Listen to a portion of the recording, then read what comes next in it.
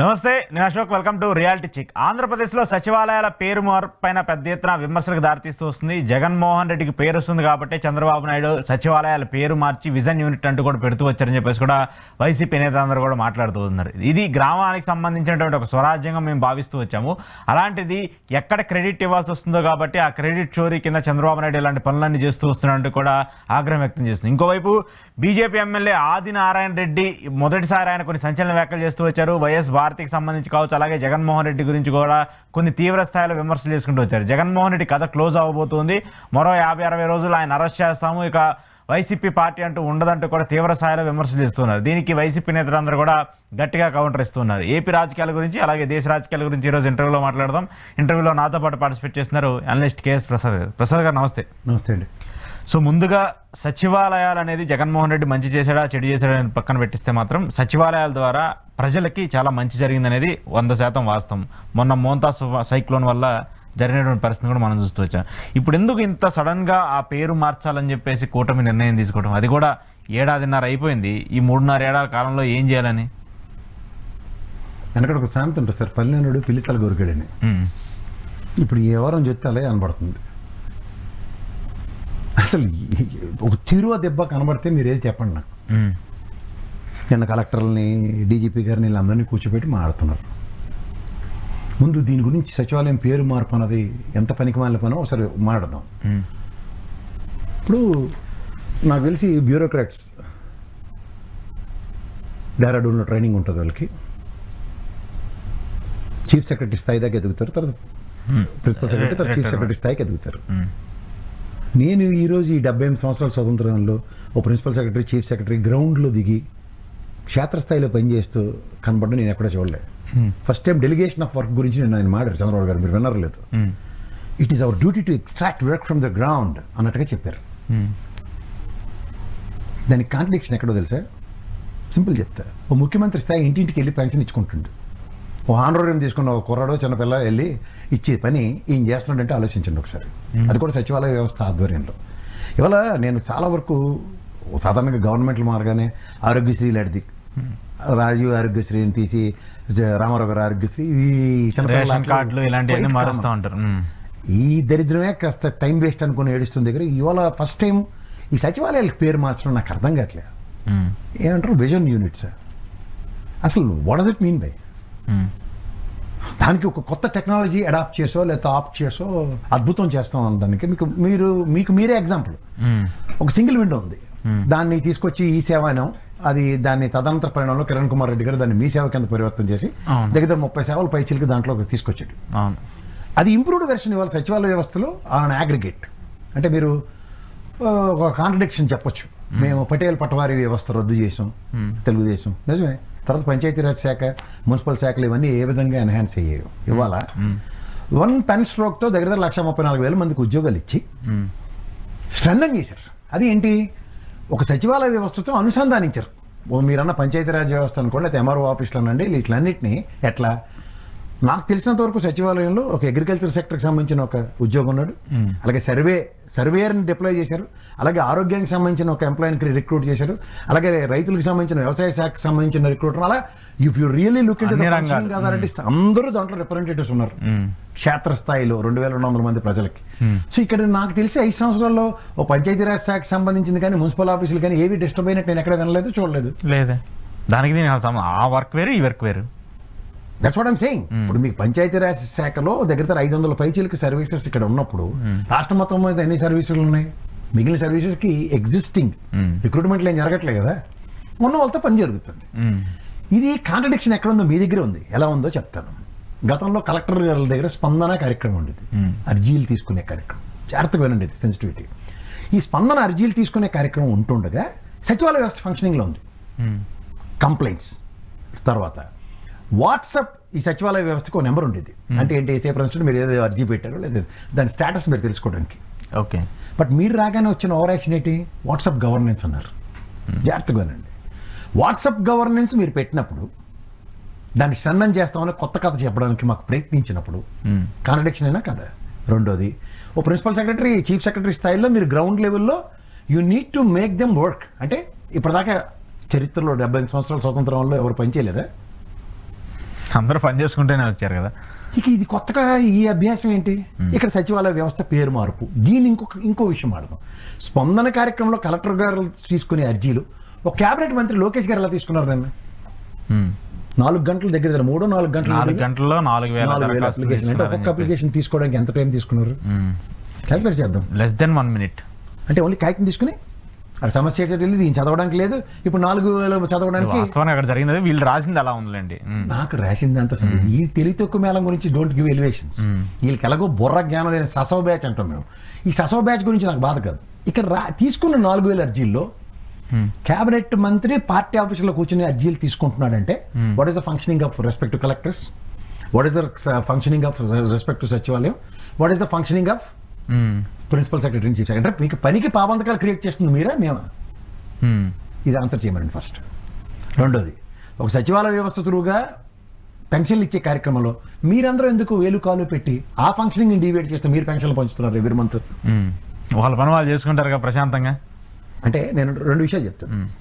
Voluntary వ్యవస్థ పెట్టక మునుపు ఉన్న, సచివాలయ వ్యవస్థ పెట్టక మునుపు ఉన్న పెన్షన్ పథకం అయితే మీ గవర్నమెంట్లో కూడా ఇచ్చారు. మీరు వెళ్ళి ఇచ్చిన ఉదంతో నేను చూడలేదు. అంటే ఏదో ఫస్ట్ ఇనాగ్రేట్ చేసినప్పుడు 1-2 సార్లు వెళ్ళి ఇస్తే అంతవరకు ఓకే. కానీ ప్రతి నెల పని కట్టుకుని వెళ్తున్నారంటే మిమ్మల్ని మీరు డౌన్ సైజ్ చేసుకుంటున్నారు లేదా? ఒక ముఖ్యమంత్రి చేయాల్సిన పని చేయకుండా వేరే అన్ని చేస్తున్నాడు అనుకోవాలా?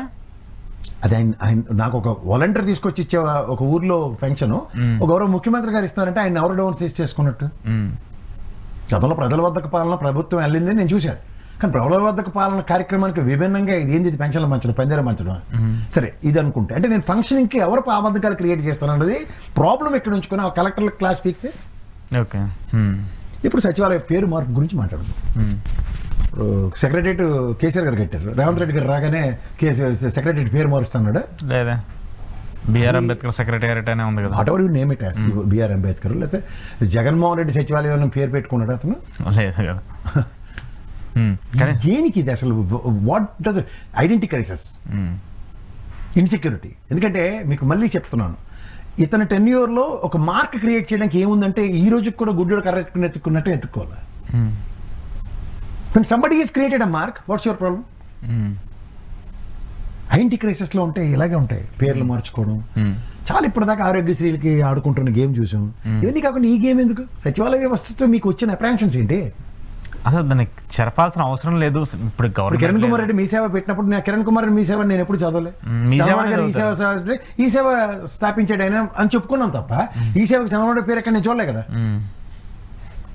అది గవర్నమెంట్ స్కీమ్ కి ఎవరో పర్టికులర్ గా వాళ్ళ పేర్లు పెట్టుకోవాల్సిన అవసరం లేదు కదా. ఫస్ట్ ఆఫ్ ఆల్ అది ఎందుకు ఇది విజన్? ఇప్పుడు ఆయన పెట్టింది ఏంటంటే విజన్, ఏంటిది విజన్ యూనిట్స్. విజన్ యూనిట్స్ ఎంతమంది చదువుకొని చచ్చిపోయాను విజన్ యూనిట్కి వెళ్తామని చెప్పుకుంటారు ఊర్లో.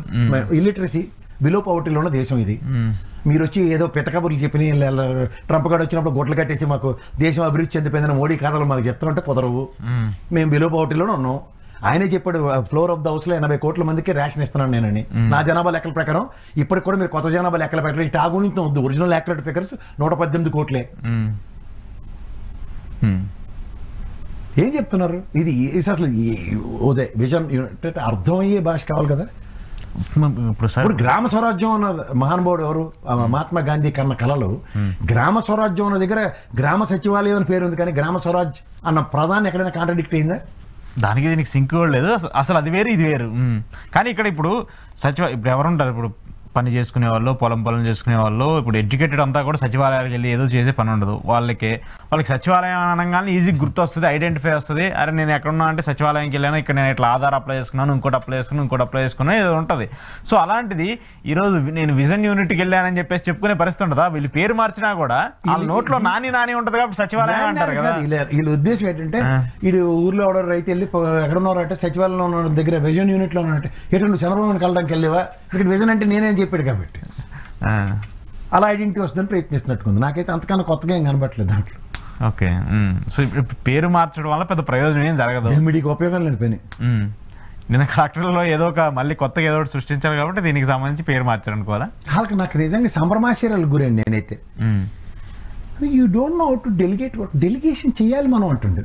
డెలిగేషన్ వర్క్ చేయడం ఏంటి నాకు అర్థం కదా. ప్రిన్సిపల్ సెక్రటరీగా ఆ స్టాఫ్ అందరిని పిలిచి బాబు క్యాబిన్ నుంచి బయటికి రాడు. ఇంకా డెలిగేషన్ నేను 78 ఏళ్ళు పడి చూస్తున్నాడు.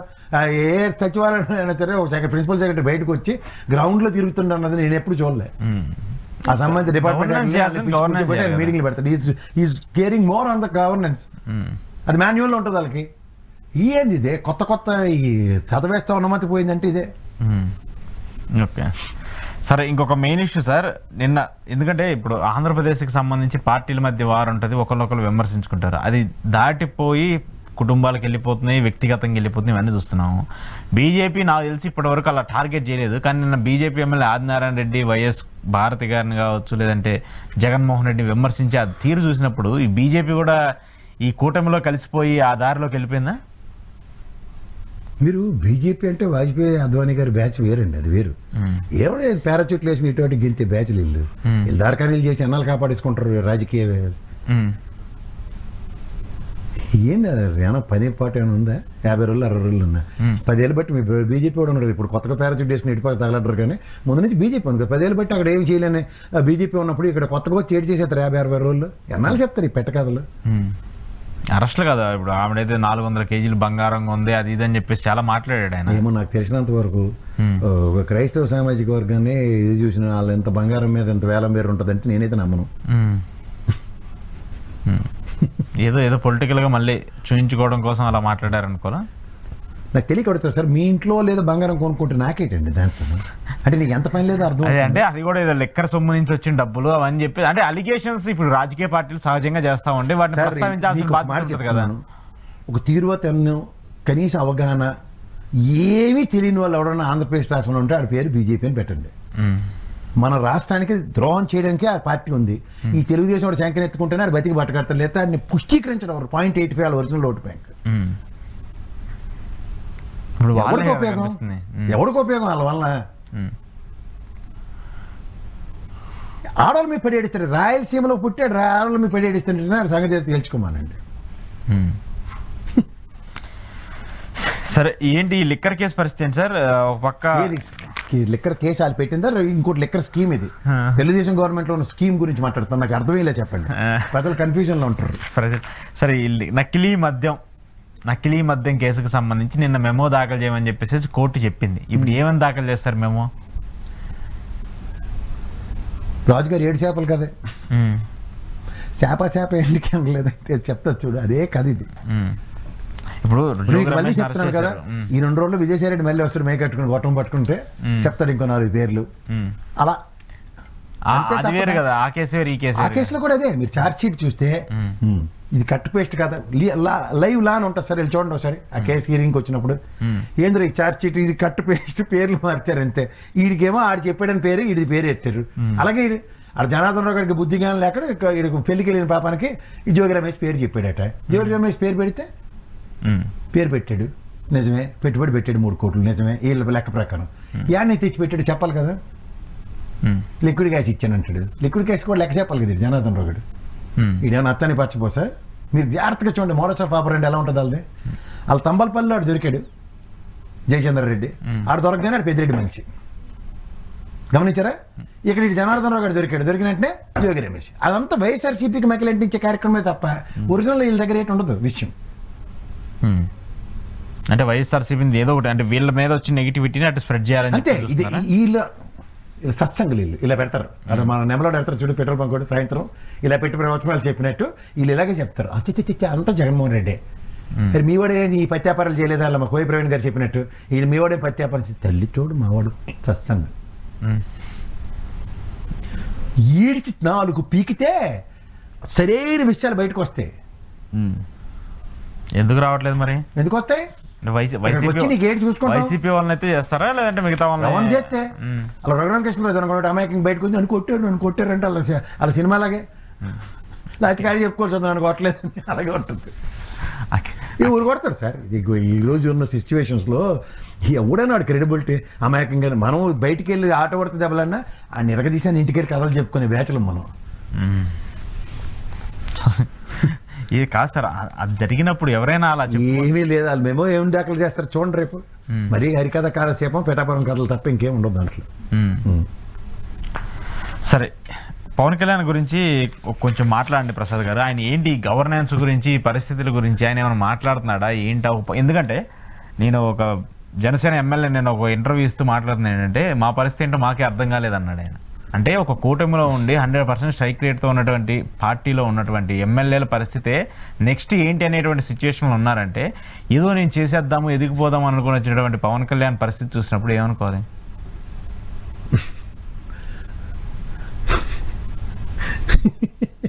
కొన్నిసార్లు ఎలా ఉంటుందంటే సార్, కొన్ని కామెడీగా చెప్పాలన్నా అసహ్యం వేసే పరిస్థితి క్రియేట్ అవుతుంటుంది.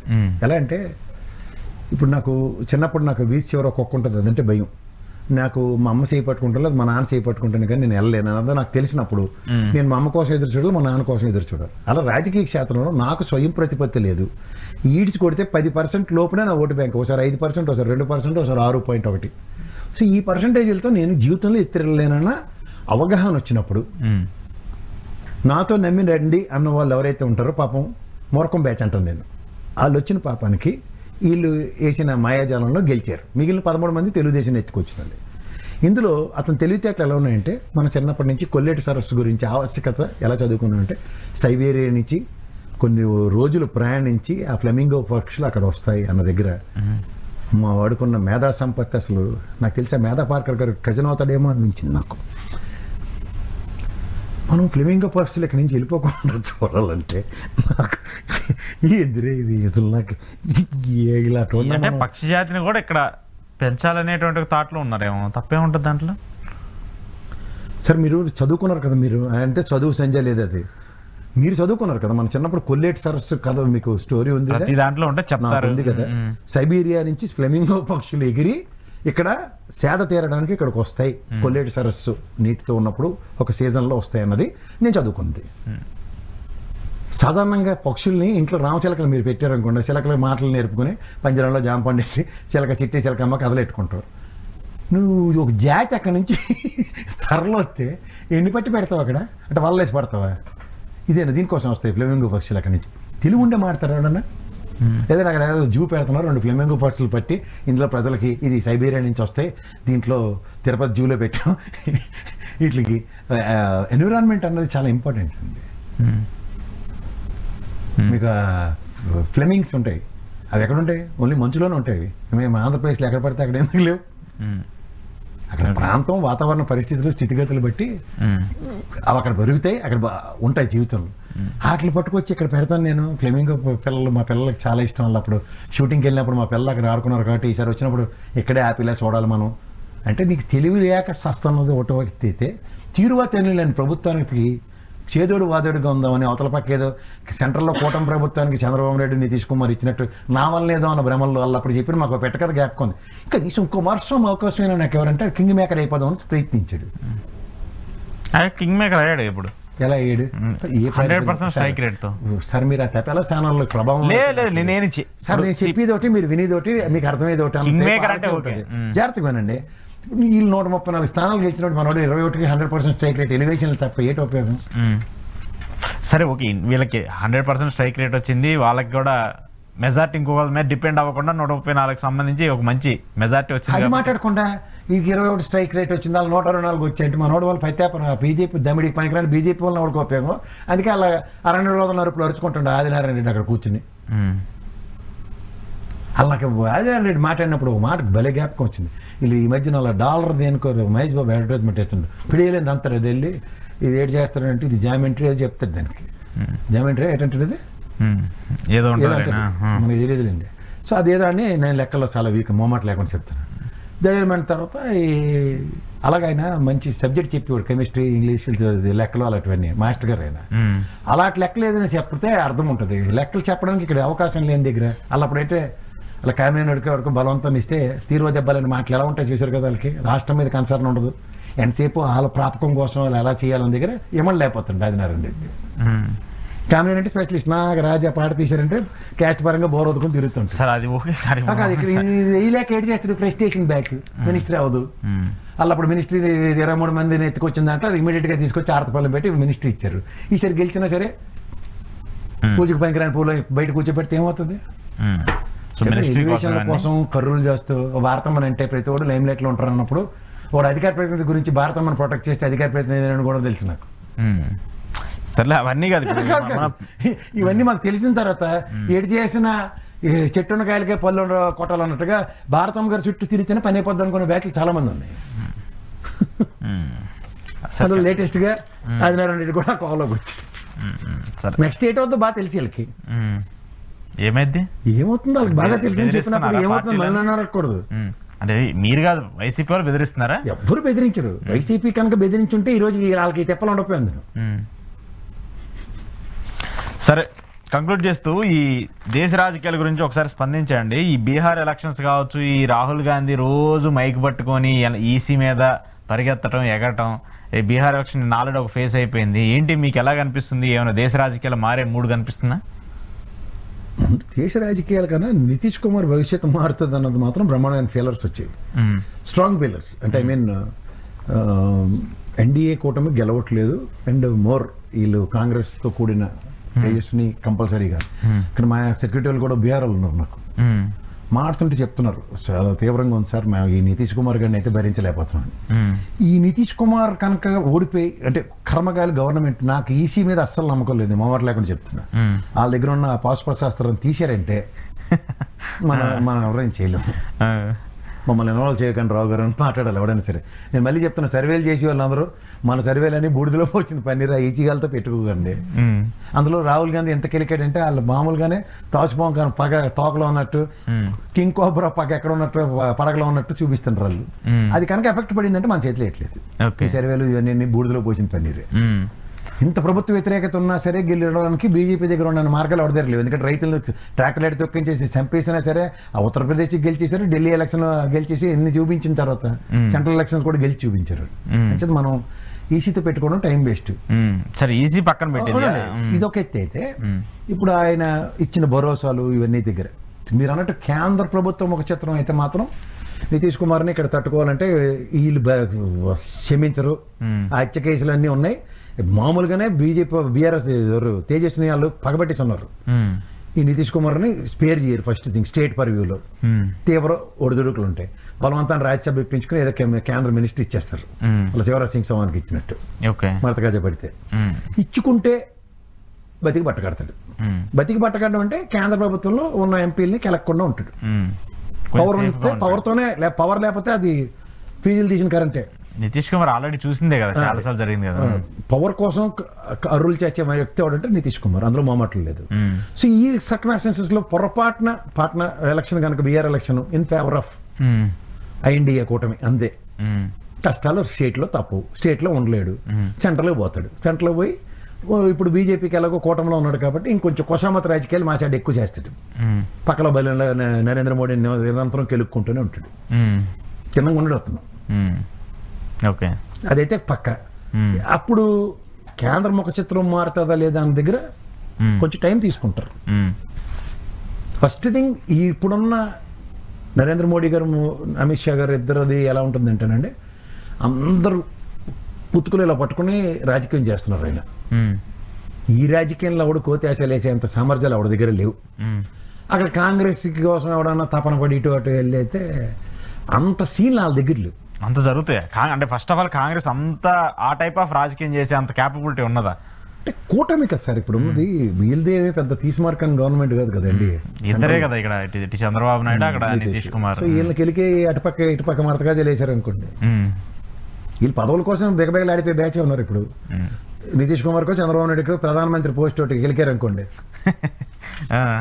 అది ఇంకా ఎక్స్ట్రీమ్. ఎక్స్ట్రీమే, అది ఎక్స్ట్రీమ్లో పడతాయి స్టెప్లు. ఇప్పుడు లోకేష్కి లైన్ క్లియర్ చేయాలంటే చంద్రబాబు నాయుడు ఒక బిస్కెట్ వేసారు అనుకోండి, కమాన్ కేంద్రంలోకి మీరు వచ్చేయండి అనుకుంటే మీరు వచ్చేయండి. ఫస్ట్ ఇదంతా జరగాలంటే ముందు బీహార్ రిజల్ట్ రివర్స్ లో రావాలి. అప్పుడు ఎవడెవడు కథ కమిషన్ చేయటం. అప్పుడు అలా 17 సుప్రీంకోర్టు అందరికన్నా ముందు బెంచ్ కాన్స్టిట్యూట్ అయిపోద్ది అక్కడ. అదే ఆయన కూడా ఇప్పుడు జగన్మోహన్ రెడ్డికి ఎలా అయితే కేసులు అని చెప్పేసి మాట్లాడుతున్నారు అక్కడ. ఇప్పుడు ఇదేంటి సార్, మళ్ళీ ఇప్పుడు కొత్తగా జగన్మోహన్ రెడ్డి ఈ కేసులు గొడవ, మళ్ళీ మీరు కోర్టుకు రావాలి, కోర్టులో దాఖలు అవ్వాలి, అసలు ఎందుకు మళ్ళీ ఇప్పుడు ఇది ఎందుకు వస్తుంది? వస్తాయి, వెళ్తారు, ఆ రోజు పిలిస్తే వెళ్తారు. ఆయన వేసిన డిశ్చార్జ్ పిటిషన్ మీద ఏడు చెప్తారు. ఫస్ట్ చెప్పిన తర్వాత కదా ఆయన కోర్టుకు పిలుస్తారు. నిజమే, డిశ్చార్జ్ పిటిషన్ మీద మాకు సిబిఐ ఈడీ ఇచ్చిందండి, ఈ ఎవిడెన్స్ వస్తే మీ కేసు ముందుకు వెళ్తుందని చెప్పాలి. అది చెప్పినప్పుడు అందరూ సిద్ధంగానే ఉన్నాం.